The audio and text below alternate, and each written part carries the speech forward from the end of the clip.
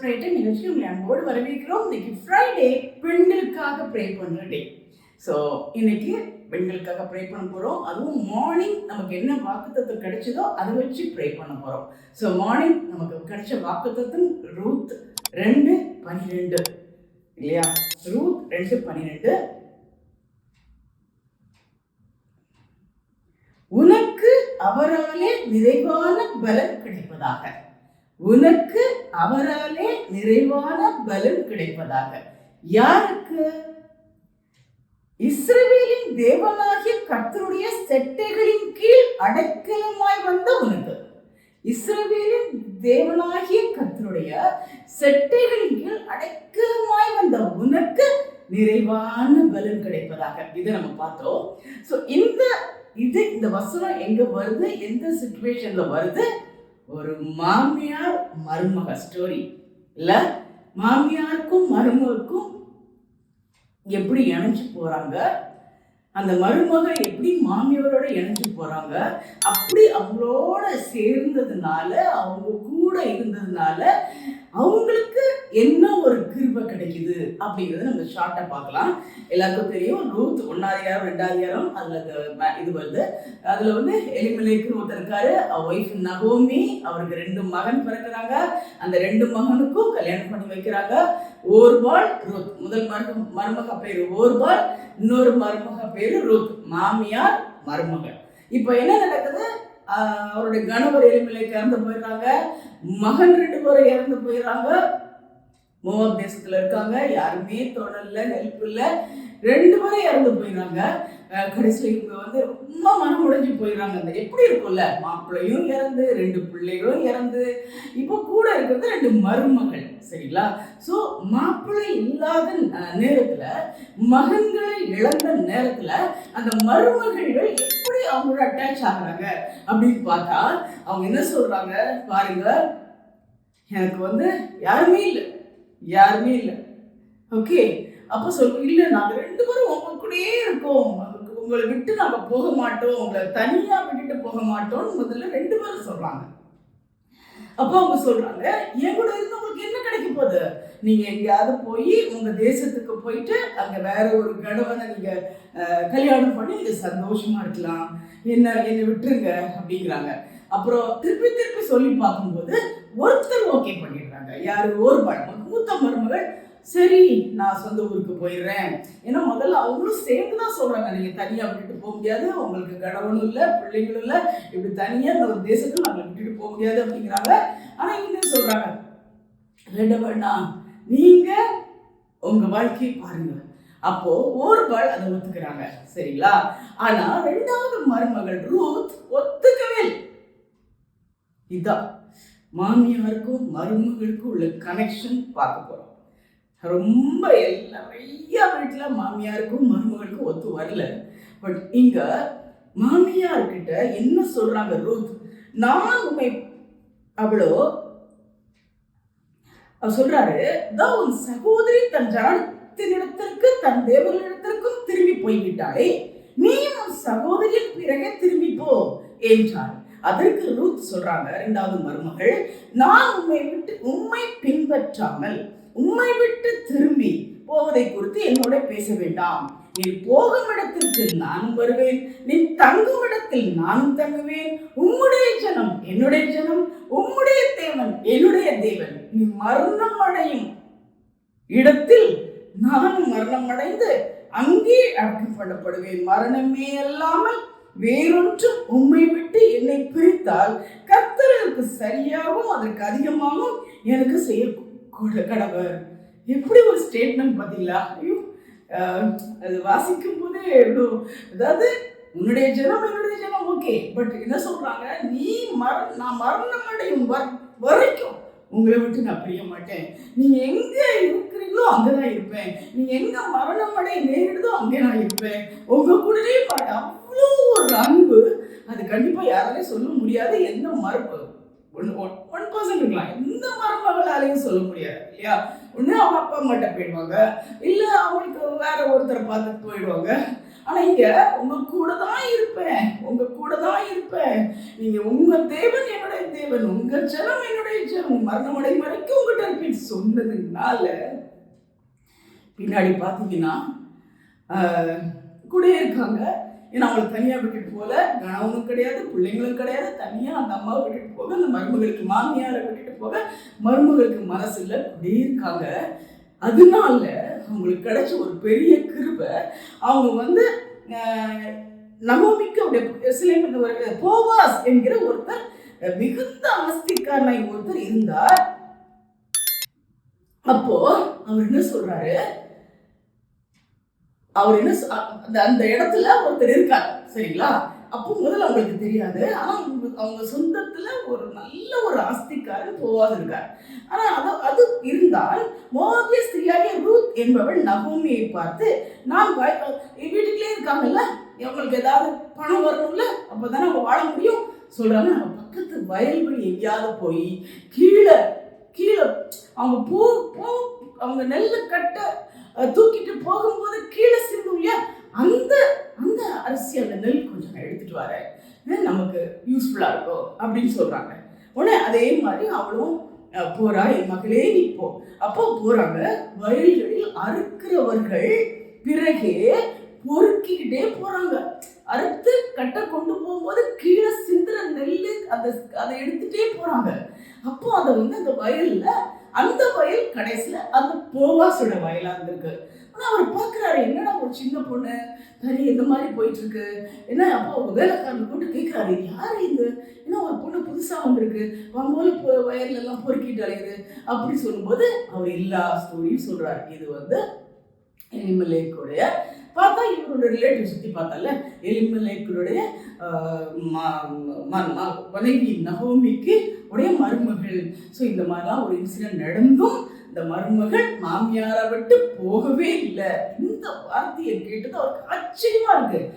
அம்மாவை விட்டு மகள் போறனா ஓகே, பட் மாமியாரை விட்டா அப்படியா பிடிச்ச ஒரு மருமகள். உடனே அவர் என்ன பண்றாரு, ஐயோ பார்த்துக்கோ, இன்னும் நிறைய சொல்றாரு, கொஞ்சம் நிறைய விட்டு கொடு, நிறைய நெல் பொறுக்கிக்கிட்டோம், இல்லை கொஞ்சம் சிந்திரு, இல்லை கிடைக்கிற மாதிரி, அது மட்டும் சொல்ல, கேர்ஃபுல்லா பார்த்துக்கோ, யாரும் தொடாதபடி பார்த்துக்கோ. பிகாஸ் சின்ன பிள்ளை, கணவனை இழந்த பிள்ளை, என்ன நடக்கும் தெரியல உலகத்துல.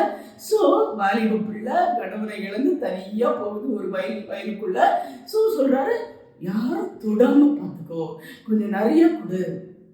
அதே மாதிரி அவர் பார்த்து சொல்றாரு, நீ இந்த வயல்ல நீ இங்கிருந்து எங்கேயும் போகாத, இந்த வயல் போதும், உனக்கு தேவையானது கிடைக்கும், நீங்க விட்டு எங்கேயும் போகாதுன்னு அப்படின்னு பார்த்து சொல்றாரு.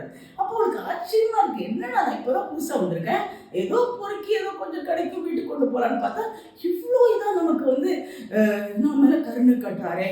அப்போதான் அவன் கேட்கிறாரு, நீங்க ஏன் என் மேல இவ்வளவு கருணை கேட்டீங்க அப்படின்னு கேட்கும்போது அப்போதான் அவருக்கு ஆச்சரியமா இருக்கு, சரியா? அப்போ அது தரையிலே முன்பு வணங்கி, நான் அந்நிய தேசத்தாளா இருக்கிற நீர் என்னை விசாரிக்கும்படிக்கு எனக்கு எதிராக உங்களுடைய கண்களில் தயை கிடைத்தது என்றார். அதற்கு நல்லா பாருங்க, அதற்கு போவாஸ் எழுதுறமாக, உன் புருஷன் மரணம் அடைந்த பின்பு நீ உன் மாமியாருக்காக செய்ததையும், நீ உன் தகப்பனையும் உன் தாயையும் உன் ஜென்ம தேசத்தையும் விட்டு முன்னே நீ அறியாத ஜனங்களிடத்தில் வந்ததுமெல்லாம் எனக்கு விவரமாய் தெரிவிக்கப்பட்டது. மாமியாரை விட்டுட்டு போகாம, அப்பா அம்மாவை பார்க்காம, உன் பூர்வ தேசத்தை பார்க்காம இந்த ஒரு தேசத்துல மாமியார் கூட தங்கி இருந்து மாமியார் கூடயே சேர்ந்து வாழ்ந்து, இந்த அரிசி பொறுக்கிறது கூட மாமியாரும் நீயும் சேர்ந்து சாப்பிட்றதுக்கு எல்லாமே மாமியாருக்காக நீ வாழ்றத, நீ மரணமடையும் வரைக்கும் மாமியாரோட கூட இருக்க போறதெல்லாம் எனக்கு கேள்விப்பட்டேன். அப்பதான் சொல்ற, என்னது, உன் செய்கைக்கு தக்க பலன் உண்டு. நல்லா கவனிங்க, ஒரு மாமியார கனப்படுத்துறதுனால, ஒரு மாமியார் கூட சேர்ந்து வாழ்ந்ததுனால, ஒரு மாமியார் கணவனையும் மகனையும் இழந்து தனியா தவிக்கும் போது அவங்கள விட்டுட்டு போகாம இருந்ததுனால இந்த ஒரு பாக்கியம் கிடைச்சது. உன் செய்கைக்கு தக்க பலன் உண்டு. இஸ்ரவேலின் உன் செய்கைக்கு தக்க பலனை கர்த்தர் கட்டளையிடுவாராக. இஸ்ரவேலின் தேவனாகிய கர்த்தருடைய செட்டையின் கீழ் அடைக்கலமாய் வந்த உனக்கு அவராலே நிறைவான பலன் கிடைப்பதாக.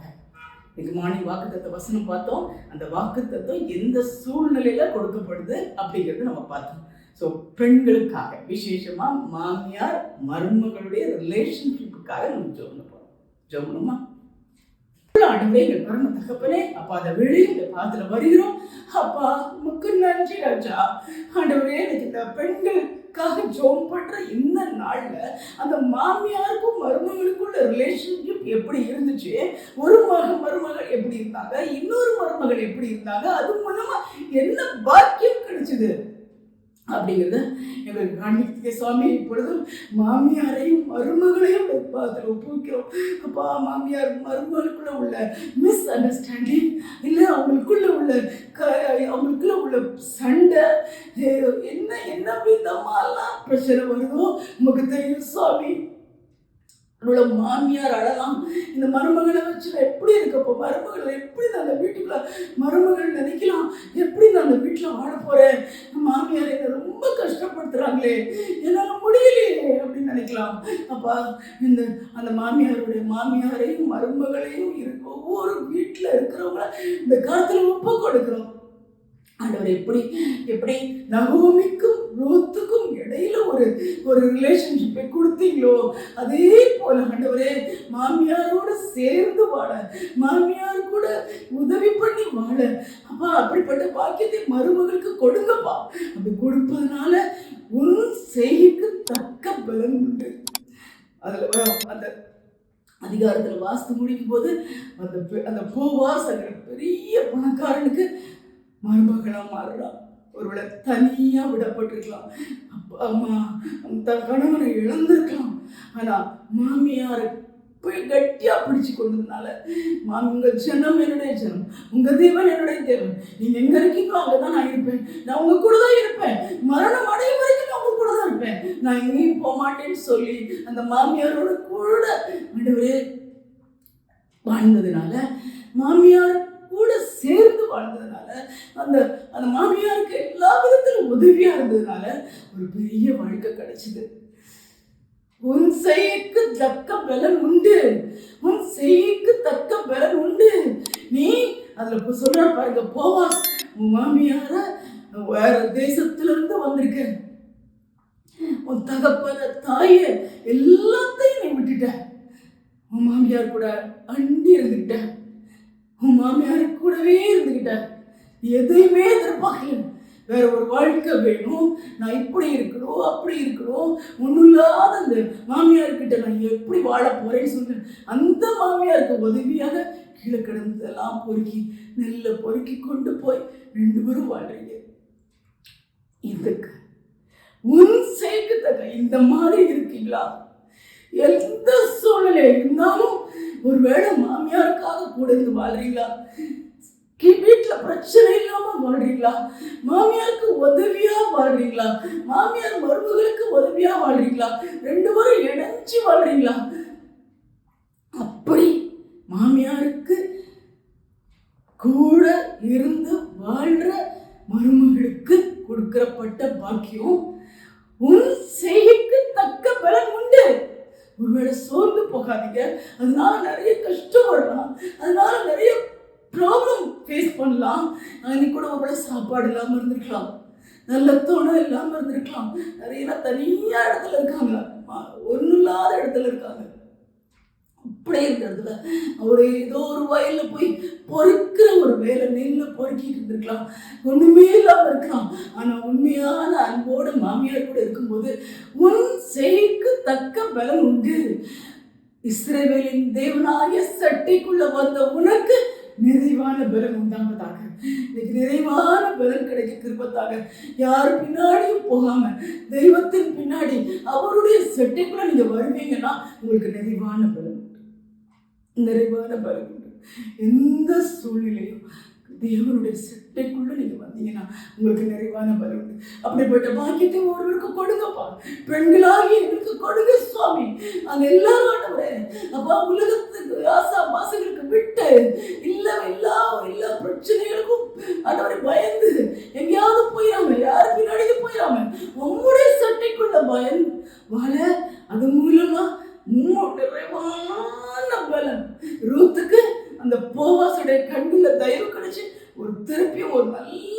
செல்வந்தனோட திருமண வாழ்க்கை கிடைச்சது, நிறைவான பலன் கிடைச்சது. அப்படிப்பட்ட நிறைவான பலனை ஒவ்வொருவருக்கும் தருமாறு கெஞ்சுகிறோம். Thank you Jesus. கொடான கோடி நன்றி. பொறுப்படுத்திக் கொள்ளும், நீர் மாத்திரம் மகிமைப்படும். இயேசு கிறிஸ்துவ நாமத்தில் கேட்கிறவர்கள் பரமபிதாவே. Amen, amen. Praise the lord. நிறைவான பலன் கிடைக்கணும்னா அவரோட செட்டைக்குள்ள வரணும். அவர் செட்டைக்குள்ள நம்ம அடங்கி இருந்தோம்னா, அவர் செட்டைகள் எங்கேயும் போய் ஒதுங்காம, யார் பின்னாடியும் போகாம தேவனுடைய செட்டைக்குள்ள நம்ம ஒதுங்கி இருந்தோம்னா நிச்சயமா நிறைவான பலன் கிடைக்கும். தேங்க்யூ. ஜெபம் பண்ணிக்கங்க, ப்ரே பண்ணுங்க. எங்களுக்காக நிறைய பேருக்கு ஷேர் பண்ணுங்க, கூட சேர்ந்து ஜெபம் பண்ணுங்க. நிறைய பெண்களுக்காக, இந்த மாதிரி தனிமையில் வாழ்கிற பெண்களுக்காக, மாமியாருக்கும் மருமகளுக்கும் இடையில இருக்கிற இந்த பிரச்சனையில் வாழ்கிற பெண்களுக்காக நம்ம ஜெபம் பண்ணுவோம். எல்லாருக்கும் நிறைவான பலன் கிடைக்கட்டும். தேங்க்யூ.